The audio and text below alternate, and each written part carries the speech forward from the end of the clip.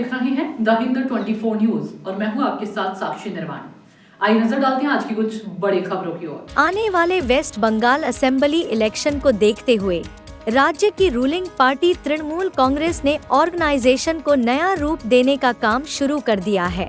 Organisation में हर level पर activity बढ़ रही है। इसी प्रोसेस का एक अहम चैप्टर पूर्व मेदिनीपुर जिले के एगरा शहर में लिखा गया, जहां तृणमूल माइनॉरिटी सेल की नई कमेटी ऑफिशियली बनाई गई। गुरुवार को एगरा शहर के सेंट्रल बस स्टैंड से सटे टाउन क्लब में हुई एक बड़ी मीटिंग को लेकर उत्साह साफ दिख रहा था। सुबह से ही टाउन क्लब कैंपस में तृणमूल वर्कर्स और सपोर्टर्स जमा होने लगे थे। पूरे शहर में लगे बैनर और पोस्टर, ऑर्गेनाइजेशन का झंडा और लोकल लीडरशिप की मौजूदगी ने पूरे इवेंट को और भी खास बना दिया। इस बड़ी मीटिंग में एगरा सिटी तृणमूल माइनॉरिटी सेल के प्रेसिडेंट शेख लियाकत मलिक ने नई कमेटी के नाम का ऐलान किया।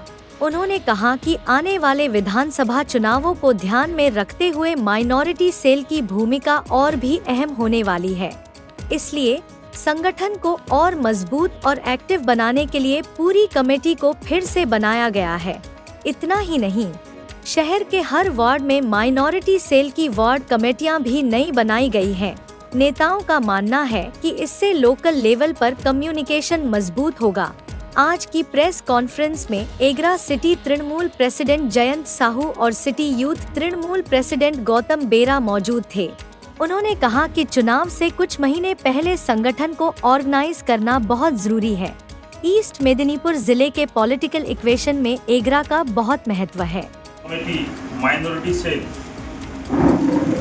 এবং আমাদের ওয়ার্ড সভাপতি আজকে আমরা অ্যাপয়েন্টমেন্ট লেটারটা দিব।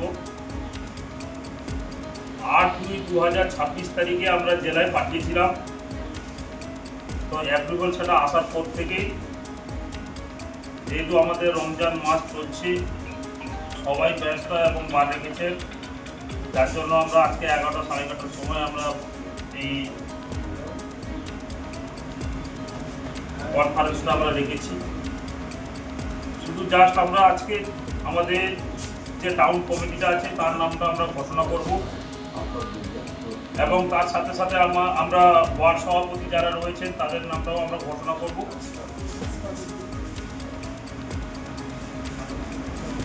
শুধু Congress committee president Liaqat Mallick, vice president Nasir Khan, vice president Sheikh Ensabi, vice president Sheikh Abdul Samad, vice president Sheikh Wajid, vice president Sheikh Yasir, general secretary Sheikh Manik, general secretary Shahjahan Mallick Taher, general secretary Nuruddin Khan, general secretary Sheikh Jalal, general secretary Sheikh Saber Khan, general secretary Sheikh Ansar, general secretary Jalal Mallick, general secretary Ahmed Sheikh Ahmed, general secretary Sheikh Gaffar, general secretary Sheikh Abu Taher, general secretary বাবু জান, general secretary Raju খান। তার শুভকামনা থাকলো আমার কাছে। এগরা সহ তৃণমূল যুব কংগ্রেস প্রত্যেকটা সময় আপনাদের আদেশ মেনে চলবে। আপনারা বরাবরই তৃণমূল কংগ্রেসের পক্ষে, সেই জন্য আপনাদের অনেক কটাক্ষের মুখে সামিল হতে হয়। আমরা সেই কটাক্ষর জবাব আরও ভালো করে দিব। আমাদের ব্যবহারের পরিচয় এই 26-এর ভোটে আমরা যত বেশি আমাদের পরিচিত আছে, আপনারা মাইনরিটি হলেও আমি একটা হিন্দু পরিবারের ছেলে, আমার বন্ধু 25 জন মাইনরিটি।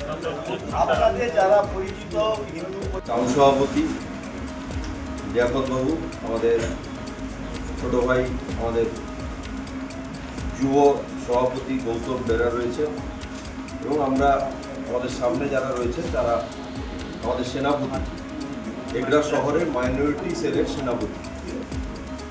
আপনারা